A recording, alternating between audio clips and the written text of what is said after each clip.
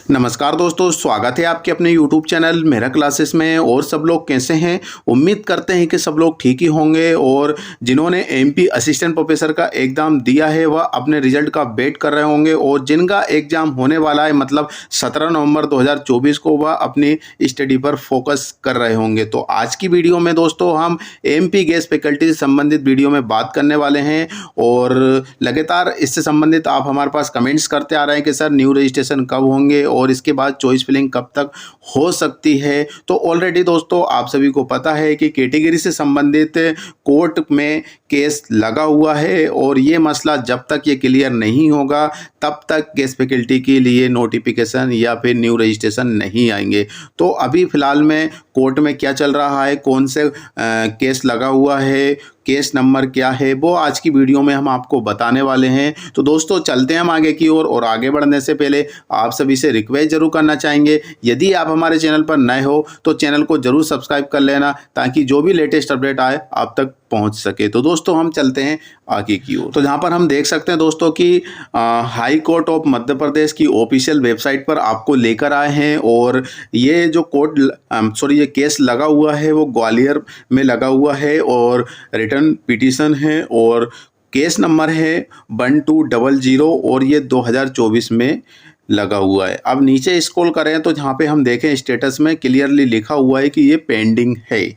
और ये रजिस्टर्ड कब हुआ है? रिटर्न पिटीशन रजिस्टर्ड और 12/1/2024। और इसकी जो रिसेंटली सुनवाई हुई थी वो जहाँ पे आप देख सकते हैं कि 2/8/2024 को हुई थी यहाँ पर। और इसके बाद अभी यहाँ पे लिस्टेड ऑन है। फिर इसके बाद जो रिसेंटली जो हेयरिंग हुई है, सुनवाई हुई है, वो 2/9/2024 को हुई है।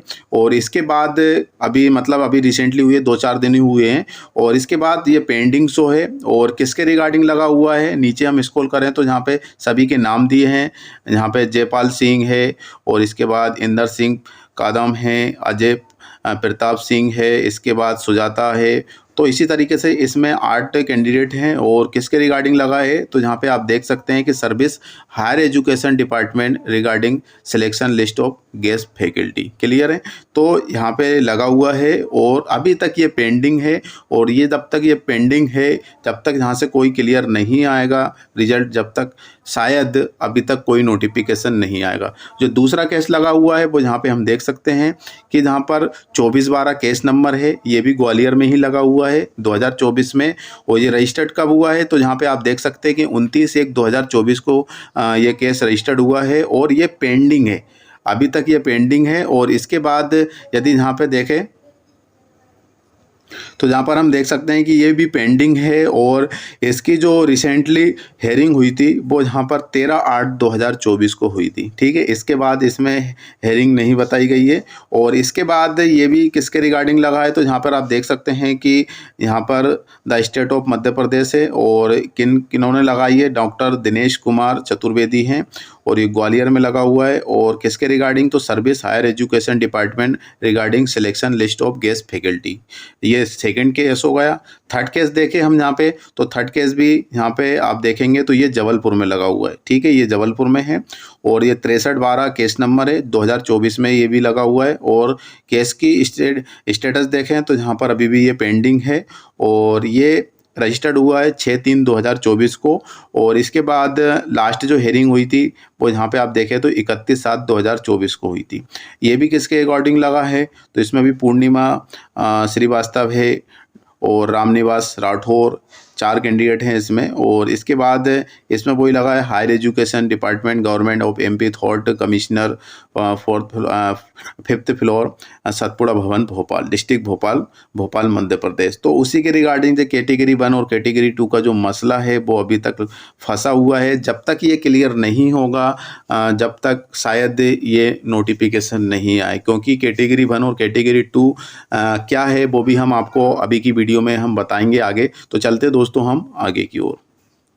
तो यहाँ पर हम देख सकते हैं दोस्तों कि MP guest faculty latest update जो है, जो रिसेंटली अभी हेयरिंग हुई है वो 2 तारीख को हुई है, 2 सितंबर 2024 को। और अभी ये भी फाइनल जजमेंट नहीं आया है किसी भी केस के। इसके रिगार्डिंग भी इसके अलावा भी बहुत सारे केस लगे हुए हैं, लेकिन हमारे पास जो डाटा है वो केस नंबर है 24/12 और 63/12 और ये सब 2024 में ही रजिस्टर्ड हुए।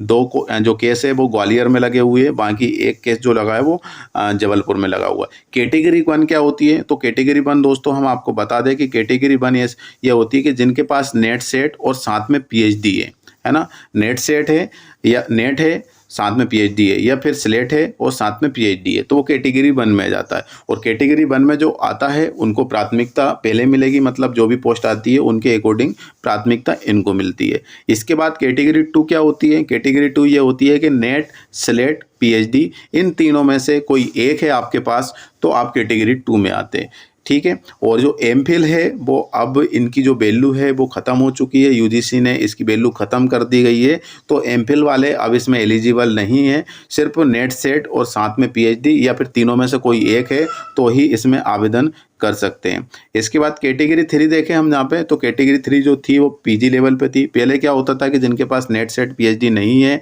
और पीजी लेवल पे आ जाते हैं तो उनको मौका मिल जाता था, बहुत सारे इसमें सेवा कर रहे थे, लेकिन अब पीजी की लेवल जो था वो ख़त्म कर दिया है। अब सिर्फ कैटेगरी 1 और कैटेगरी 2 मतलब गेस्ट फैकल्टी मतलब असिस्टेंट प्रोफेसर में जाना चाहते हैं तो आपके पास नेट सेट विद पीएचडी या फिर नेट सेट पीएचडी तीनों में से कोई एक सर्टिफिकेट होना चाहिए, तभी आप असिस्टेंट प्रोफेसर या गेस्ट फैकल्टी के लिए एलिजिबल माने जाएंगे। तो अब सिलेक्शन प्रोसेस क्या है? एक चीज़ और है दोस्तों कि जो मतलब जो एमपी हायर एजुकेशन है उसमें जो सैलरी है वो गेस्ट फैकल्टी की 50,000 रुपये है, ठीक है।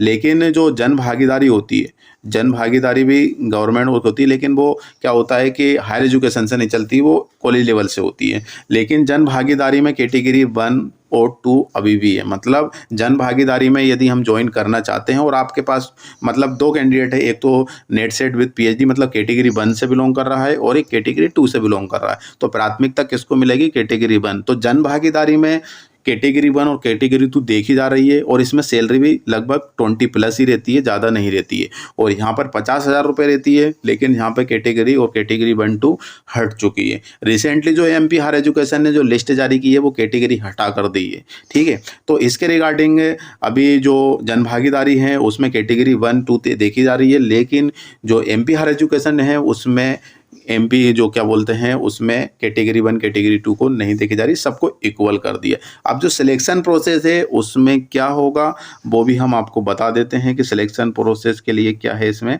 तो यहाँ पे देखें दोस्तों कि सिलेक्शन जो प्रोसेस है आपकी वो पीजी लेवल से ही होती है अभी जो फिलहाल की कंडीशन में, ठीक है। तो इसमें यदि आप कैटेगरी से बिलोंग करते हैं, जैसे कि आपका हो गया एससी या फिर ओबीसी या फिर एसटी या फिर ईडब्ल्यूएस, ठीक है, ये 3-4 कैटेगरी में से हैं तो आपको 10% मिलेंगे। और 10% किसके मिलेंगे वो हम आपको भी बता देंगे। और इसके बाद डिसेबल के भी 10% रहते हैं। और इसके बाद एक्सपीरियंस के 4 मार्क्स आपको मिलेंगे। और इसके बाद पीजी के जो हैं, जैसे आपका पीजी में सपोज दैट करो कि 80% बने तो इसमें से 50 कम हो जाते हैं तो आपके पास कितने बचते हैं? 30। और आप किससे बिलोंग कर रहे हैं? ओबीसी कैटेगरी से बिलोंग करते हैं तो ये 30 मार्क्स नंबर आपके हो जाएंगे। 30 के आपके कितने हो जाएंगे? जहाँ पर कैटेगरी के 10% जुड़ जाएंगे। और इसके बाद यदि डिसेबल है तो 10% इसके जुड़ जाएंगे। और 1 साल यदि आपने काम किया है तो 4 नंबर इसके जुड़ जाएंगे। इसी आधार पर आपका क्या हो जाएगा कि यहाँ पर मार्क्स मिलेंगे और इसके अकॉर्डिंग ही आपका सिलेक्शन होगा। यदि आपकी कैटेगरी रखी जाती है तो कैटेगरी 1 कैटेगरी 2 का सिस्टम अलग हो जाता है, ठीक है, क्योंकि उसमें उनको प्राथमिकता अलग मिलती है। तो फिलहाल के लिए आप अच्छी तरीके से समझ गए होंगे कि एमपी गेस्ट फैकल्टी अभी शायद नहीं आएगी। और एमपी अभी जो जानकारी हमको मिली है वो एमपी सेट 2024 में होने वाला है, दिसंबर के महीने में 15 दिसंबर को होने जा रहा है। तो उनके बाद ही जहाँ तक है कि एमपी गेस्ट फैकल्टी सम्मत आने वाली है, क्योंकि अभी जो 26 में जाकर 2026 तो बहुत आगे है, लेकिन अभी क्या है कि बहुत सारी पोस्ट खाली हुई है। जैसे कि ऑलरेडी आप सभी को पता है कि 1669 पद के लिए अभी एमपी असिस्टेंट प्रोफेसर के लिए एग्ज़ाम दे रहे हैं। बाकी जो 2000 वैकेंसी बची हुई है 2025 में आने की संभावना, लेकिन कब तक आएगी उसके रिगार्डिंग तो अभी क्लास स्टार्ट है, सेशन स्टार्ट है, तो उनको गेस्ट फैकल्टी के माध्यम से ही भरी जाएगी। और काफ़ी लोग इसमें सेवा भी दे रहे हैं, तो उसमें पोस्ट कम भी कह सकते हैं। तो अभी फ़िलहाल के लिए इतना ही है दोस्तों, और उम्मीद करते हैं कि आप अच्छी तरीके से समझ गए होंगे। और चैनल पर नए हो तो चैनल को ज़रूर सब्सक्राइब कर लेना, क्योंकि जितनी भी अपडेट आएगी एमपी गेस्ट फैकल्टी से संबंधित वो हम आपको चैनल के माध्यम से बताएंगे। तो दोस्तों बिल्कुल चैनल को सब्सक्राइब कर लेना, और हमारी कोशिश यह रहती है दोस्तों कि आपको जो जानकारी मिले सही मिले, सटीक मिले, और उसके रिगार्डिंग ही हम आपको बताते हैं। ऐसा नहीं है कि सब हमारी मर्ज़ी से। कुछ लोग बोलते हैं कि सर आप फालतू वीडियो बनाते हैं और इसमें कोई अपडेट है नहीं है, लेकिन ऐसा नहीं है। हम ये चाहते हैं, और जिस दौर से आप गुज़र रहे हैं उस दौर से कभी हम भी गुज़रे हैं, ठीक है। तो हमने भी ऐसा नहीं किया है, और कोई भी नहीं करना चाहेगा। जो भी अपने इन्फॉर्मेशन मिलती है या फिर जो भी है तो उसको फॉलो कीजिए, अच्छी तरीके से पूछिए। हमारे पास तो इतने कॉल आते हैं, कमेंट से आती है, उनको बराबर रिप्लाई भी देते हैं, ज़्यादा टाइम नहीं लगाते हैं, इतना कुछ करते हैं, फिर भी आप गलत कमेंट कर देते हैं। ठीक है, कोई बात नहीं, लेकिन आप एक असिस्टेंट प्रोफेसर के लिए एलिजिबल हैं, असिस्टेंट प्रोफेसर हैं, क्योंकि आपके पास एलिजिबिलिटी है। अब बात वो अलग है कि आपको अभी तक जॉइनिंग नहीं मिली है, लेकिन आप असिस्टेंट प्रोफेसर के लिए एलिजिबल तो है। तो इसलिए आप थोड़ी एक जो गाइडलाइंस होती है या फिर एक जो इन्फॉर्मेशन होती है उसके अकॉर्डिंग थोड़ा फॉलो कीजिए। तो दोस्तों फ़िलहाल के लिए बस इतना ही है, और बाकी खुद आप समझदार हैं। तो फिर से मिलेंगे नए वीडियो नए टॉपिक के साथ। जो केस नंबर बताए हैं वो सभी अभी पेंडिंग में हैं। तो एमपी सेट होगा दिसंबर में, कुछ ही महीने और बाकी है, 2-3 महीने, फिर इसके बाद देखते हैं क्या होता है। और जो भी अपडेट आती है वो हमारे चैनल के माध्यम से आप तक ज़रूर पहुंच जाएगी। तो फिलहाल के लिए बस इतना ही है दोस्तों, फिर से मिलेंगे नए वीडियो और नए टॉपिक के साथ। जब तक के लिए जय हिंद, जय भारत।